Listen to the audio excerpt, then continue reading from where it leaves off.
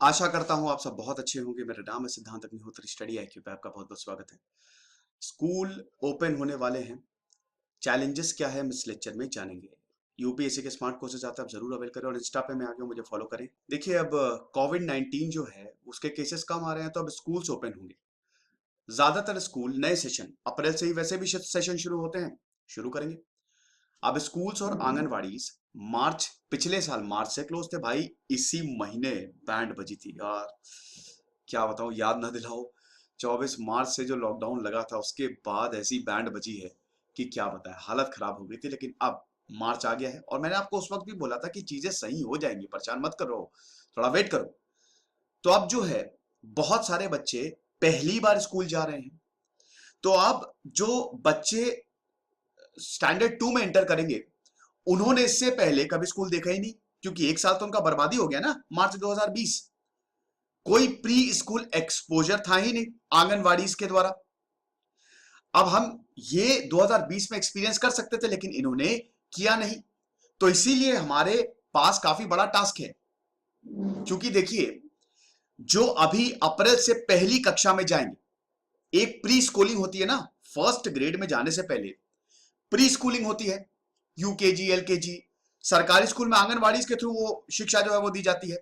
तो यहां पे फर्स्ट ग्रेड में अगर बात करें, तो मतलब पिछले साल तो चला ही गया, तो प्री स्कूलिंग तो होगी नहीं, तो डायरेक्ट जाएंगे किसमें, फर्स्ट ग्रेड में। तो यहां पे अगर हम एक्सपेक्ट करें कि ये जो बच्चे हैं, along with their teachers and family, usual standard 4 और सेकेंड करिकुला को एकदम से अचीव कर लेंगे, ये बहुत ही अनफेयर और अनडिजायरेबल होगा। टीचर्स के लिए भी मुश्किल होगी भाई। टीचर्स देखो, जब अगर अब जैसे मैं आपको यूपीएससी पढ़ा रहा हूं, या मैं आपको कोई हाई लेवल चीज, एमएससी को फिजिक्स पढ़ा रहा हूं, तो मैं आपसे ये एक्सपेक्ट करूंगा कि आप बीएससी में, मतलब जो भी छोटी छोटी चीजें हैं, जो बेसिक्स हैं, वो आपके क्लियर होंगे। मुझे इलेक्ट्रॉन, प्रोटॉन, एटम, ये सब बताने की जरूरत नहीं, जितने भी फॉर्मूले वो आपको पता ही होंगे। लेकिन अगर आप डायरेक्टली एमएससी में आ गए, ना आपने स्कूलिंग की ना कुछ किया, तब आप क्या करेंगे। तो प्री स्कूलिंग इसीलिए जरूरी है। सीधा स्टैंडर्ड 1 स्टैंडर्ड 2 का सिलेबस जो है वो टफ होगा। अब ये जो बच्चे आए हैं, इन्होंने प्री स्कूलिंग की ही नहीं, क्योंकि पूरा साल पिछले बार बेकार हो गया। तो पहली बार बहुत सारे बच्चे जो है वो पहली बार स्कूल जाएंगे। तो ये स्टूडेंट्स और टीचर्स के लिए भी टास्क होने वाला है। स्कूल जाने का मतलब यह नहीं कि acquiring the necessary pre math and language skill, क्योंकि प्री स्कूलिंग में क्या आपको लैंग्वेज सिखाई जाती है, मैथ सिखाई, बेसिक मैथ सिखाई जाती है। सोशल, बिहेवियरल और इमोशनल स्किल्स भी रिक्वायर होंगी, ताकि स्कूल्स जो है वो प्रॉपर तरीके से फंक्शन कर सके। आज जो हम बच्चों के साथ करेंगे, बच्चे ही हमारा फ्यूचर है। अब इनको जैसे पढ़ाओगे वैसे ही हमारा देश बनेगा। ठीक है। अब आंगनवाड़ी मैटर क्यों करते हैं, देखिए, नेशनल एजुकेशन पॉलिसी ने सीधा बोला था, जो अभी आई थी, मैंने लेक्चर्स भी लिए उस पर, कि जो हमारे फर्स्ट बिल्डिंग ब्लॉक है, वो फाउंडेशनल स्टेज ग्रुप 3 से 8, यही सबसे मेन। कहते हैं ना, 9th से तुम्हारी जिंदगी शुरू हो जाती है, लेकिन 9th से पहले तुम्हारी जिंदगी का बेस बन जाता है। ज्ञान तो आपको जिंदगी भर अटेन करना है, लेकिन ग्रुप 3 से 8 तक ये फाउंडेशनल स्टेज होती है। इसीलिए आंगनवाड़ीज बहुत ज्यादा इंपॉर्टेंट होते हैं। आंगनवाड़ी बेसिकली क्या है, 1975 में इंट्रोड्यूस हुआ इंटीग्रेटेड चाइल्ड डेवलपमेंट स्कीम के तहत।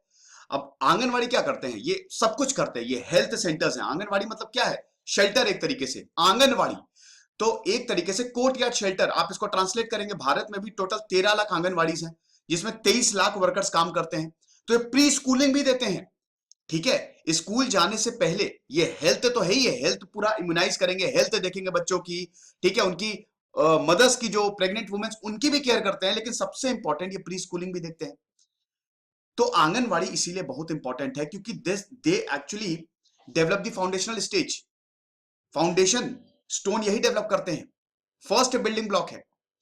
तो ये जो फेज है, ये it has been visualised as continuum, यानी कि 3 साल का जो प्री स्कूल एक्सपोजर है, उसके बाद 2 साल का प्राइमरी स्कूल, टोटल 5 साल हो गए। 3 साल का प्री स्कूल एक्सपोजर स्कूल जाने से पहले, फिर उसके बाद स्कूल गए तो 2 साल का प्राइमरी स्कूल। यही तो आपकी फाउंडेशनल स्टेज है। यहां पे आपको सब कुछ सिखाया जाता है, समझे कि नहीं।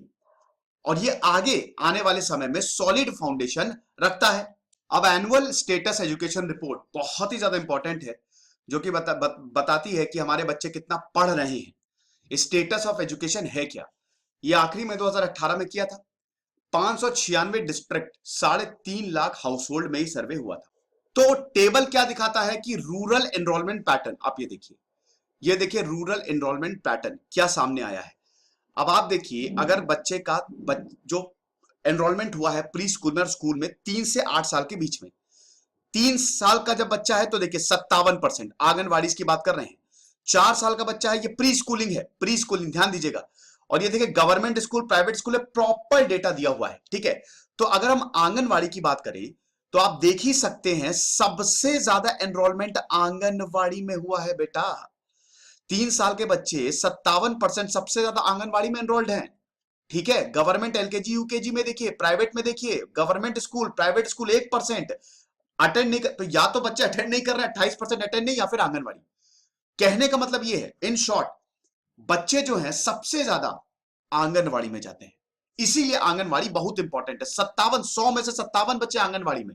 सरकारी जो है स्कूल 1%, प्राइवेट में 10%, सरकारी स्कूल गवर्नमेंट स्कूल 2%, ठीक है। प्राइवेट स्कूल 1, ये एलकेजी यूकेजी गवर्नमेंट को भी 2 में बांटा गया है, एलकेजी यूकेजी, लोअर किंडरगार्टन, अपर किंडरगार्टन, और एक गवर्नमेंट स्कूल और प्राइवेट स्कूल। तो आप देख सकते हैं फिर 4 साल में फिर 50%, 5 साल में 28। आप सिर्फ आंगनवाड़ी को कंपेयर करिए इन सब से, आप ये पाएंगे कि आंगनवाड़ी में सबसे ज्यादा एनरोलमेंट होते हैं छोटे बच्चों के। लेकिन जैसे जैसे एज बढ़ती जाती है, अब देखिए जैसे 6 साल का बच्चा हुआ तो आंगनवाड़ी में 7.6% एनरोलमेंट है। फिर प्राइवेट स्कूल में 16%, गवर्नमेंट स्कूल में 50% और प्राइवेट स्कूल में 20%। अब जब बच्चा 7 साल का होता है तो आंगनवाड़ी में बहुत कम 1.8%, क्योंकि आंगनवाड़ी भाई फिर जब 7 साल का हो तो बच्चा बड़ा हो गया ना। आंगनवाड़ी बेसिकली किसके लिए, वो इम्यूनाइज करती है, वो बच्चे की हेल्थ को देखती है, वो प्री स्कूलिंग देखती है। तो जाहिर सी बात है जो बच्चा 3 से 4 साल का होगा उसको आंगनवाड़ी में डाला जाएगा, और उसके बाद जब बच्चा बड़ा होने लगेगा तो उसको तो स्कूल्स भेजेंगे ना प्रॉपर। तो इसीलिए आप देख रहे हैं कि जैसे जैसे एज बढ़ रही है वैसे वैसे ये वेरिएशन हो रहा है। अब आप देखिए 60%, जब बच्चा 7 साल का होता है 60% सरकारी स्कूल, और 8 साल का होता है तो 62% सरकारी स्कूल में पढ़ते हैं। प्राइवेट स्कूल का भी आंकड़ा बढ़ रहा है। तो छोटे बच्चे आंगनवाड़ी से ही सीखते हैं, ठीक है। अब आप देखिए, हालांकि स्टेट वाइज वेरिएशन है। उड़ीसा में, छत्तीसगढ़ में ज्यादातर 3 से 4 साल के जो बच्चे हैं दे अटेंड आंगनवाड़ी, ठीक है। इसी में आप देख लीजिए, तो छोटे बच्चों को आंगनवाड़ी में एनरोल किया जाता है, और इसीलिए आंगनवाड़ी का रोल इतना ज्यादा अहम हो जाता है। तो अब सवाल यही है कि कैसे अप्रोच हमको करना चाहिए जब आंगनवाड़ी इतनी जरूरी है, किस तरीके का। तो यहां पे दोस्तों स्टेट्स, यही बोला गया है, ऑथर यही बोलते हैं कि जो स्टेट्स हैं, स्टेट्स में एजुकेशन सिस्टम वेरी करता है। रिसोर्सेस का भी कंस्ट्रेंट होता है भाई, पैसे नहीं है स्टेट्स के पास, रिसोर्सेस नहीं है स्टेट्स के पास। एजुकेशन, वुमेन और चाइल्ड डेवलपमेंट मिनिस्ट्री जो है, उनको एक ऐसा रास्ता निकालना पड़ेगा ताकि वो साथ में काम कर सके। तो जहां पे आंगनवाड़ी स्ट्रांग है वहां पे स्ट्रेंथ को लेवरेज किया जाना चाहिए, ठीक है। आंगनवाड़ी से हमको बहुत ज्यादा हेल्प मिल सकती है। वृंदा स्वरूप बोलती हैं, वृंदा स्वरूप की अभी जो स्कूल बन रहे हैं, ठीक है, जो ट्रांजिशन हो रहा है वो प्रीवियस स्कूल्स के अचीवमेंट्स पे हो रहा है, कि जिस स्कूल ने अच्छा किया उस स्कूल का रेफरेंस पॉइंट पकड़ के अगला स्कूल बना दो, या किस तरीके से। फिर एक और क्वेश्चन ये है कि जो अभी हमने डेटा देखा कि हमको बच्चे को पहली कक्षा में डालना कब चाहिए, फर्स्ट ईयर जो है वो कब शुरू होना चाहिए। 2009 का जो राइट टू एजुकेशन एक्ट है वो क्या बोलता है, 6 साल से 14 साल, स्टैंडर्ड 1 से लेकर 8th तक, ठीक है, सबको फ्री और कंपलसरी एजुकेशन मिलेगी। तो यानी कि 6 साल, 6 साल जो है वो आइडियल एज है बच्चे को कक्षा 1 में डालने की, आरटीई के हिसाब से। लेकिन जो ऑफिशियल नॉर्म्स हैं वो स्टेट्स में वेरी करती हैं। अब आप देखिए कुछ स्टेट में क्या है कि स्टैंडर्ड 1, कक्षा 1 के जो बच्चे हैं वो छोटे होते हैं, 4 साल के हो गए हैं, लेकिन वो कक्षा 1 में पढ़, आइडियल एज क्या है, 6 साल का जब बच्चा हो जाए तो उसको कक्षा 1 में डाल दो। लेकिन बहुत कई बार क्या होता है कि बच्चे की एज कम होती है, 3-4 साल, अभी यही हो रहा है। अभी ये आर्टिकल ही इस पे है कि अभी जो है कक्षा 1 में ही बच्चों को, बहुत सारे बच्चों ने तो प्री स्कूलिंग ही नहीं की और वहां से सीधा कक्षा 1 में जंप करवा रहे हैं। अब जैसे यूपी में देखिए 2018 में यही एएससीआर, एसर का जो सर्वे हुआ, 50% जो बच्चे थे, ठीक है, they were enrol in government school and other half in private school. 35.57% जो स्टैंडर्ड वर्ड के चिल्ड्रन थे जो सरकारी स्कूल जा रहे थे, वो 5 साल या उससे कम थे, ठीक है ना।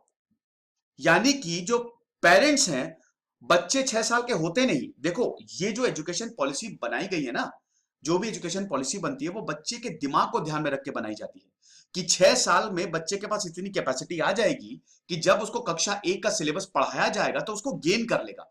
अगर आप पहले से ही बच्चा पैदा हुआ सीधा उसको स्कूल में छोड़ा है, क्या वो सीखेगा? वो क्या, कुछ नहीं कर पाएगा। वो बोलना तो आता नहीं है बच्चों को, मतलब शुरुआत में थोड़ी सी दिक्कत, तो धीमे धीमे स्पीच गेन करने में टाइम लगता है। तो यहां पे डेटा जो है वो स्टेट टू स्टेट वेरी करता है। आइडियल एज तो 6 साल है, लेकिन बहुत सारे स्टेट्स में 6 साल से पहले ही पेरेंट्स क्या हैं, वो सरकारी स्कूल में डाल आते हैं कक्षा 1 में।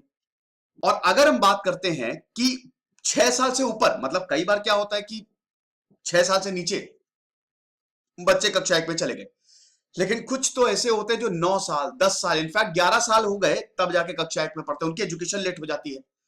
तो अब उसका भी डेटा दिया है कि सरकारी स्कूल में यह आंकड़ा है 12.8%। 12.8% है जो 8 साल या उससे ज्यादा है। प्राइवेट स्कूल में 3 गुना ज्यादा है, 32.2%। तो अगर आप दोनों स्कूल्स को कंपेयर करो, सरकारी और प्राइवेट, तो आप ये देख रहे हो कि जो 6 साल से कम बच्चे हैं वो सरकारी स्कूल में ज्यादा हैं जो कि कक्षा 1 में एडमिशन ले रहे हैं, और अगर 6 साल से ज्यादा बच्चे हैं वो प्राइवेट स्कूल में ज्यादा है। ये भयानक वेरिएशन है। तो नेशनल एजुकेशन पॉलिसी क्या बोलता है? बाल वाटिका। बाल वाटिका क्या है? बाल मतलब चिल्ड्रन, वाटिका मतलब गार्डन। तो यूथ चाइल्ड या वाटिका और गार्डन रिफरिंग टू गार्डन। तो पहले साल से, जो फर्स्ट ग्रेड से पहले, आप बाल वाटिका बना दो, ये एनईपी रेकमेंड करता है। राइट स्पिरिट में, बाल वाटिका को राइट स्पिरिट में ही समझना चाहिए। प्री स्कूल या फिर प्री प्राइमरी स्कूल, ठीक है, ये एनईपी नहीं यूज करता है, ठीक है। विनीता कौल बताती हैं, जो कि मोस्ट एक्सपीरियंस्ड चाइल्डहुड एक्सपर्ट हैं, कि जिन्होंने पॉलिसी को फ्रेम किया है उनको पता था कि स्कूलिफिकेशन का डेंजर क्या होता है। तो इसीलिए हमको किंडरगार्टन को दोबारा से री इमेजिन करना पड़ेगा, दोबारा से बनाना पड़ेगा। अब बच्चे देखिए, जब तक आप स्कूल में नहीं जाओगे, बच्चे घर में रहते हैं, और घर में होम सिकनेस सभी को हो जाती है। तो बच्चे होते हैं, तभी आपने देखा होगा जब बच्चों को स्कूल भेजा जाता है बहुत रोते हैं, क्योंकि उनका अटैचमेंट हो जाता है। लेकिन जब तक आप स्कूल नहीं जाके, ना आप में सोशल स्किल्स आएंगे, इमोशनल स्किल्स आएंगे, कॉग्निटिव एक्सपीरियंसेस आएंगे ही नहीं। फ्यूचर बनाने के लिए यही 3 चीजें तो जरूरी है, सोशल, इमोशनल और कॉग्निटिव एक्सपीरियंसेस। तो इसीलिए अब वक्त आ गया है कि हम पूरे सिस्टम को ही बदल के रख दें और हर वो चीज करें जो डेवलपमेंट के लिए बहुत ज्यादा जरूरी होती है, जिससे हमारे बच्चों का भविष्य सुधरे। तो ये दोस्तों एक बहुत अच्छा ओपिनियन पीस था इंडियन एक्सप्रेस का, जो मैं आपके सामने लेके आया हूं। ये मेरा टेलीग्राम चैनल है, 13,500 सब्सक्राइबर है। कुछ रहिए, पढ़ते रहिए। इधर से सिद्धांत अग्निहोत्री, साइनिंग ऑफ।